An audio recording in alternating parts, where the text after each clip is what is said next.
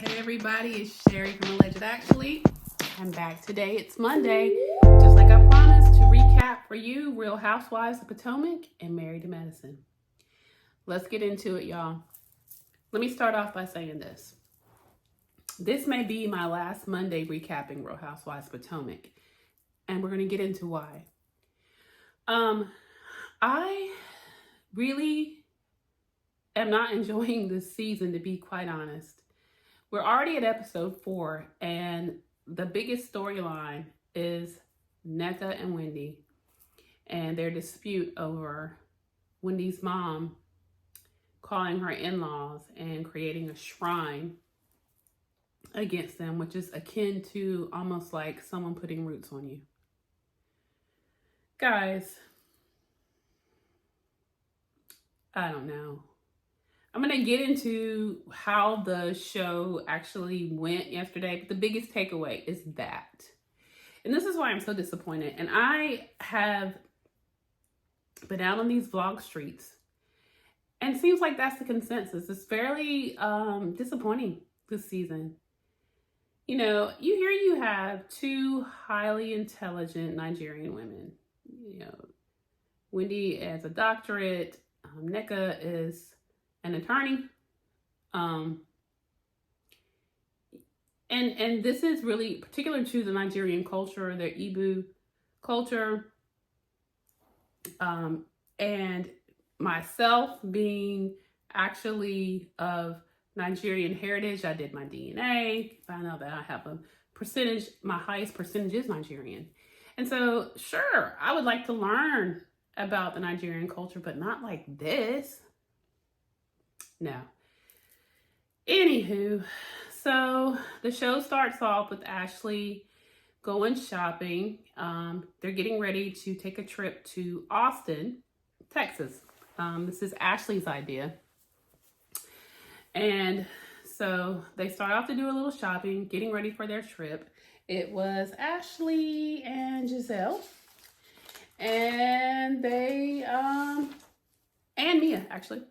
And they actually go to one of her favorite stores to do a little shopping to get ready for their Austin trip. Everybody's invited. Everybody actually decides to go. They talk about, while they're in the store doing their shopping, they kind of recap what happened at the pickleball event where Nneka and Wendy get into it over the shrine story. And not only that, just the fact that, you know, Nneka has an issue with Wendy saying that she doesn't know her, or that Eddie, Wendy's husband, doesn't know her husband. They apparently went to the same college, but guys, I went to North Carolina A&T. Shout out to my Aggies, Aggie Pride. But in all fairness, I don't really know everybody that was, you know, on that campus through my times there. So that's fair. At any rate, there was that. Eddie and Wendy, actually, they go to a shot of them having lunch, and they discuss that. And she asked Eddie, does he in fact know Nneka's husband? And he said, well, we actually did go to the same college. However, no, I really don't know him. To me, it's irrelevant. There's really a backstory to that, and I'm going to get into that, which is, I think, why Wendy is so off-put by Nneka, and just how the whole thing came to be. But let's fast forward. Let's just get into it, because really there's not a whole lot to say about this episode other than the fact that the ladies went to Austin together. They arrive in Austin, you know, typical to every housewife franchise. They take a big trip somewhere as a group. And, you know, they all go to their rooms. And for that particular day, only thing they had planned was they were eating. They were going to meet down at the pool. Okay. So prior to that, Karen does still kind of get at Robin at the fact of, you know, there's still more that she expects from Robin, that her and Robin have more beef, so to speak, but she put it in the analogy of a pie. I didn't fully get it, but I guess what she's saying is at her event, she cut in half the pie and the rest of it's still in the freezer. And I guess she's trying to pick apart what's really going on with Robin, because Robin, as you know, is tight-lipped, doesn't really like to discuss her marital issues, even though it's everywhere that her husband is out cheating, allegedly. And so, at any rate, they still have their conversation. You still are getting nothing from Robin. Robin is still tight-lipped, kind of like rolling her eyes, like, okay, Karen, whatever. But I have no doubt that Karen will stay on the case for this whole season. So I'm sure there'll be more to come with the Robin and Juan saga, as much as they can pull out of Robin, which is so far very little, other than she don't care. Maybe since she don't care, the rest of the ladies should stop caring and let Juan keep having her looking crazy in these streets. Maybe. Anywho, the ladies meet down at the pool. It starts off with Candace, Karen, and Wendy, and Ashley. And they rehash, well, actually first, and Giselle, they first talk about why Giselle and Candace do not like each other, or will not be able to be cordial. Because when they film together, you'll notice they really don't speak to each other. They really don't acknowledge. You'll see, particularly Giselle, more of the one that's kind of like, I don't think that Candace is bothered by Giselle as Giselle is by Candace. But let's be clear. Giselle did come for her husband. And it came out later that her allegations were not founded. Now, her truth may be that Candace's husband, Chris, did in fact ask her to speak to him in a room. Hotel room is what she stated, while closing the door. And that it did in fact make her feel uncomfortable. That may be her truth. And I'm certainly not here to say that it's not. I am here to say that per Giselle and Robin's MO, they'll take something and just try to destroy. Hence, episodes back or seasons back with Monique Samuels. It's kind of gross, y'all. I'm not getting what I wanted to get from Potomac. I had much higher hopes for these ladies. They're all beautiful Black women, but they're just not giving and they're not gelling. And then, we talked about the issues of just the nastiness. I don't know, I don't like how they're coming against the Dr. Wendy and the Nneka story, because they're kind of hyping Nneka up to just take Dr. Wendy down. And I really don't like it. I'm not here for it. I'm just not. And so anyway, basically, Giselle states that after their exchange, because Candace is the shade assassin. And if you don't believe me, go check her Twitter. Child, she lays into them sisters like nobody's business. She's quick with it too. Giselle says that because of their exchange and their back and forth, that she no longer feels safe. Her children don't feel safe. She doesn't feel safe around Candace. Really? Because, ma'am, it was you that came for Candace's husband. It was you that made her husband also look like this lecherous cheater,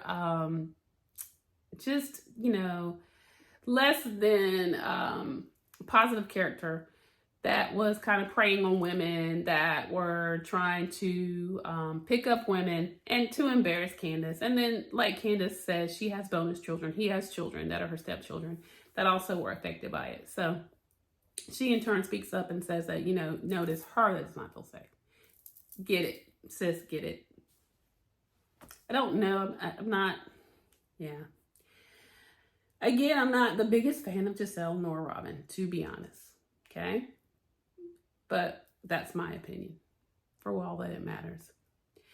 At any rate, they go from there to pretty much decide to agree to disagree. They just are fine not speaking or actually not acknowledging each other. And quite frankly, I'm fine with that too. Then we get to a scene where Mia and Robin are talking, and Mia and her husband, G, or Gordon, are reportedly having really bad financial issues this season. It spilled over from last season where Gordon had some issues with his family business, where there was seemingly something that his family felt like he financially had done inappropriately. So they kicked him out of the family business. And then she was sharing with that. I mean, they literally left out of this big mansion to like a 1,300 square foot home. They really had to downsize their life. And I don't know if you guys have watched her seasons past, but Mia was a very braggadocious, very nasty acting with her wealth. Sometimes, guys, life as you know it can change in the blink of an eye. And I think that's why people should be careful. This has got to be a very humbling season. There's some word out on the street that she's left Gordon, but that's for another time.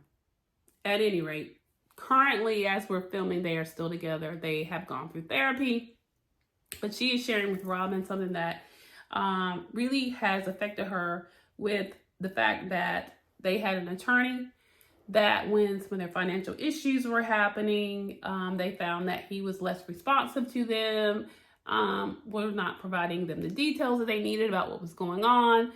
They had him investigated, reported, disbarred, and then come to find out that he admitted that he had done some things that were illegal with their money and with handlings of their money, and subsequently committed suicide. And so Robin, of course, could definitely sympathize, because they had a friend that were helping them with their business deals earlier in the first time that Robin and Juan were married. And this person was actually even in their wedding. And when they found out that there was some financial misguidance, misdoings, and it came out, this person too, I guess from the guilt, committed suicide, to the point that he actually jumped off a bridge and committed suicide. So y'all, pray for everybody that has mental health issues or suicidal. If you're feeling suicidal, always remember that there are people out there to help. You're not alone. Reach out. Please, mental health is serious, and I take it very serious. So that particular part in the episode was very, very serious. And so we again, on Alleged Actually, we ask that if you are ever feeling suicidal or have suicidal ideologies, to please reach out to someone ASAP, because your life is worth living. Now, we get on back to the pool scene where they recap the whole Nneka and Wendy situation. By this time, where it matters, all of the ladies are there except for Mia and Robin. And so Wendy is really, I have noticed she's a lot more relaxed this season. I guess she's still giving us a Zen win. They recap what happened between them.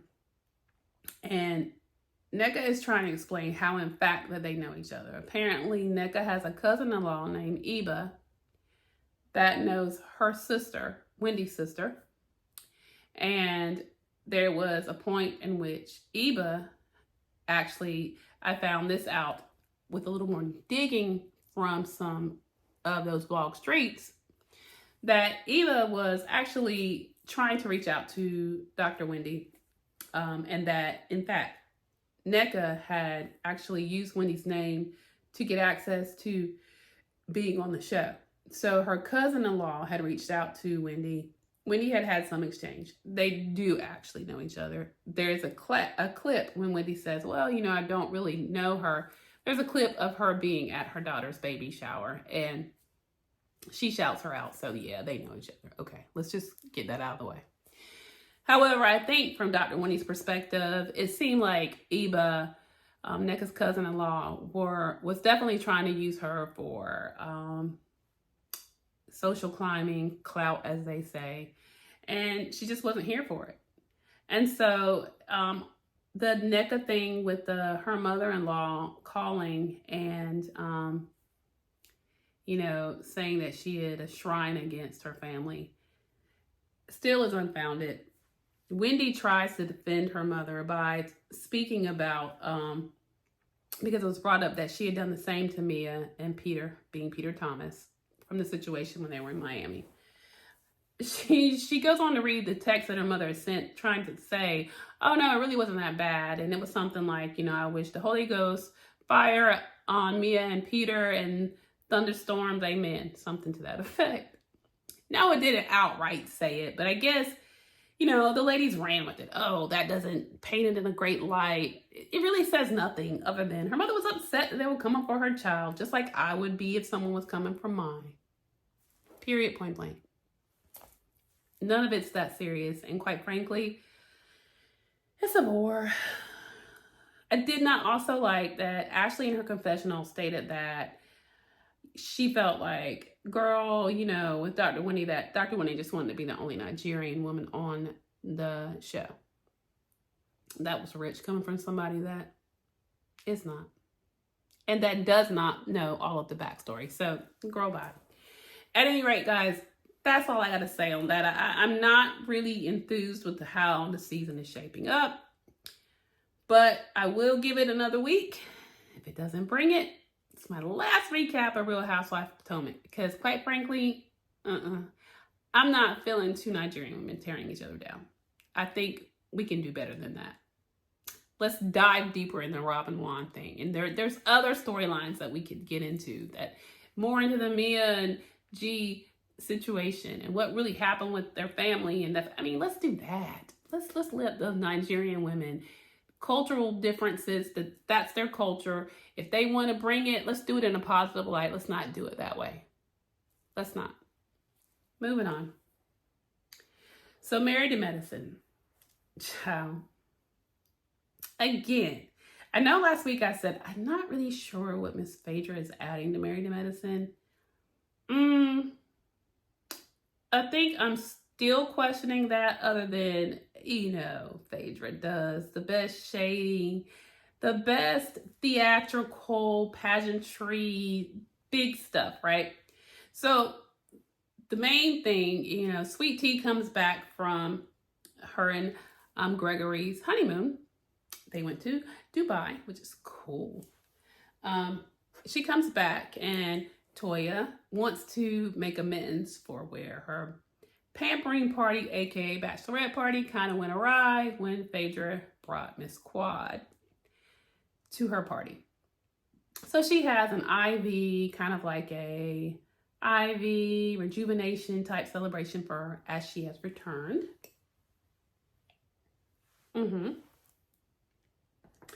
Now, that's cool. Dr. Simone also comes to join them.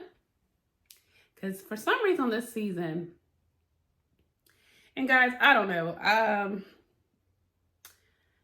Dr. Simone, I'm still, okay, so I know that everyone says Dr. Heavenly is messy, and she is, but she's good for the show. Dr. Jackie comes with her class. Dr. Simone is kind of like really disappointing me. She's like clicked up with Toya. Kind of doesn't make much sense other than the fact that she's still salty that Dr. Jackie is friends with Dr. Heavenly. And I think that is very childish. Really childish.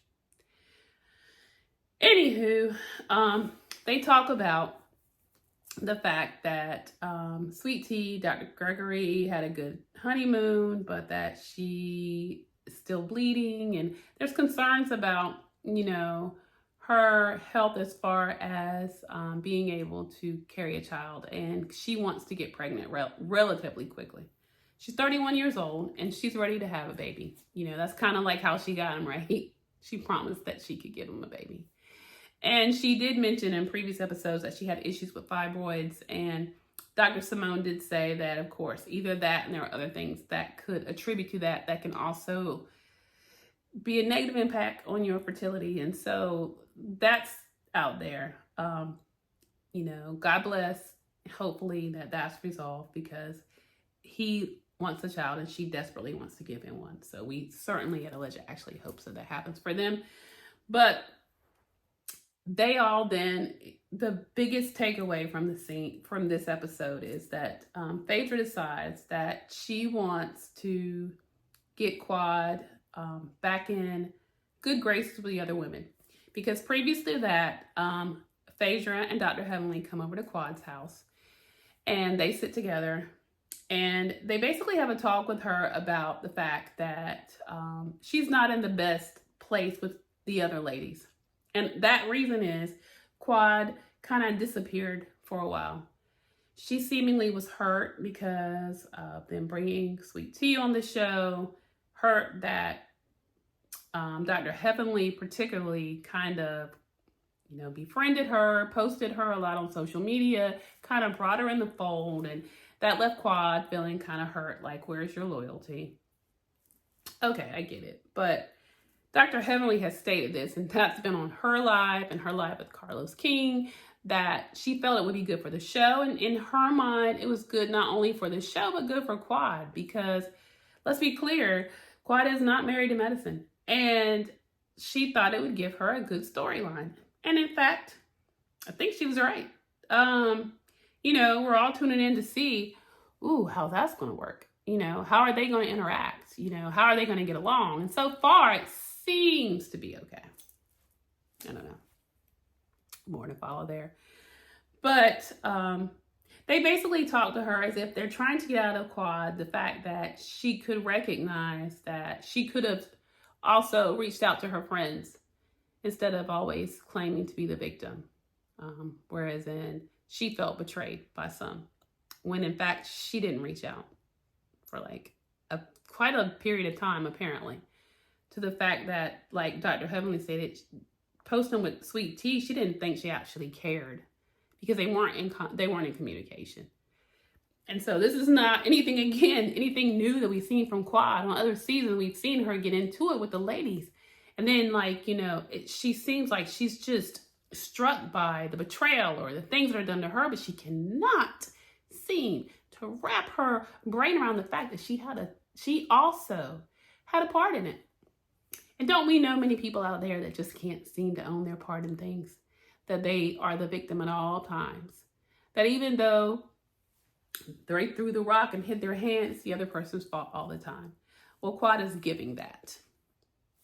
Anywho, Phaedra decided that she wanted to do a resurrection event for her. And we all know that Miss Phaedra owns a part in Willie Watkins' funeral home in Atlanta. This big funeral home and business that does these pageantry, big, very theatrical type funerals, themed funerals of all sorts, whatever. That's her thing. So her and her butler, Benji, who is a cutie, by the way, guys. He's cute. He's really cute. It's really cool how she had him go to each one of the ladies' houses with a briefcase, a black briefcase. And spoiler alert, guys. And he takes the briefcase, opens it, and they basically have a church fan with the invitation details on it. And so it's actually, the event takes place at 11 at night at the funeral home. And they don't really know, they have an address, they don't know they're going to a funeral home. She just says it's an all black event, a resurrection, rebirth event is what it was called. And so the ladies get together, some of them are in different cars, but they arrive to the event and they come into the funeral home, which some of them were definitely not feeling, particularly Dr. Heavenly. And they walk into one of the little chapels in the funeral home. And Phaedra comes in what appears to be like a black wedding dress. And in all her, outlandish ways. She explains to the ladies that this is going to be a rebirth, a resurrection of someone. They will in a casket. They slowly open it. They've got a saxophonist. They've got an organist. It's, all of this. They open it. They're all in black. Out pops Quad in a little white dress. Okay. By the way, Sweet Tea was not invited, but they thought it best to bring her to this event since Quad crashed hers. And I say, sure, why not? So she was there as well. So all of the ladies were there. And so Quad gets out of the casket with the assistance of two of the funeral attendants. Dramatic. And she proceeds to ask each one of the ladies, are they ready to, in so many words, bury the things that kept them from being friends or that had put them in a bad place? And to be quite honest, everyone fairly agreed, somewhat, except for, honestly, Toya, of course. They really have beef. And then Dr. Jackie was skeptical. Because, guys, at the end of it, they go on, she does her dramatic. I don't know if you really get into Quad. Quad is very dramatic, She does have this, she has this whole monologue about, how she felt done wrong, but she's ready to go to a different place if they'll have her and bury all the things that kept them from being friends and, all of this. But at not one point in there did she talk about her part and why those ladies had gotten to the place they had gotten with each other. And that's just, quite frankly, a shame. Because it would have been what I believe it would have been better received had she admitted the fact that she ghosted them, that she threw them away for a while because she felt some type of way.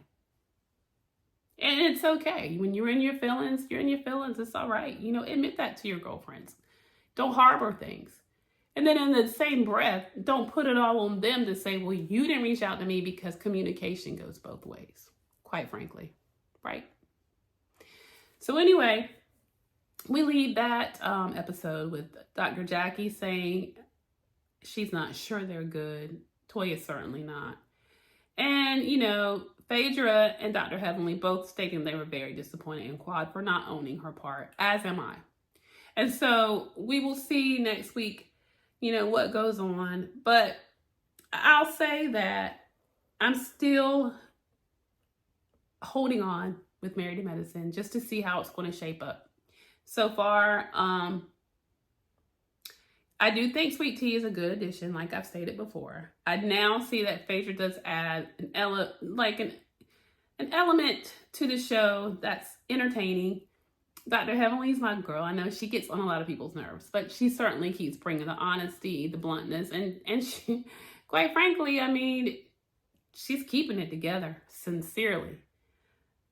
Dr. Simone, I didn't mention that she also had the thing with her and Cecil with the fact that her boys are kind of not growing up like she would want them to be. They're still coddling them and still, paying for stuff.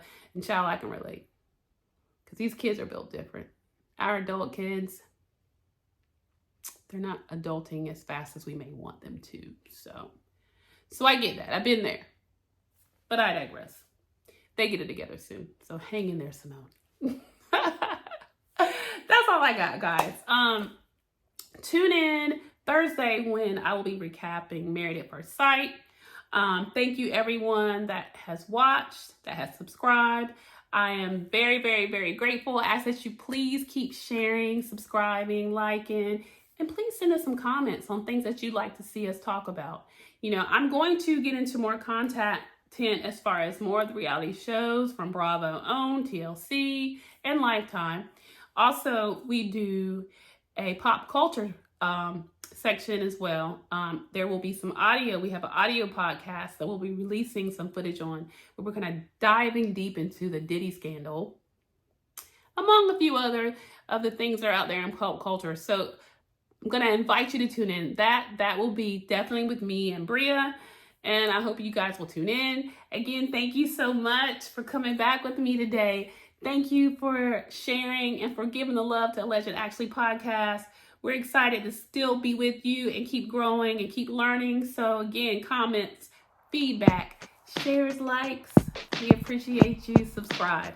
Until I see you again on Thursday. Bye.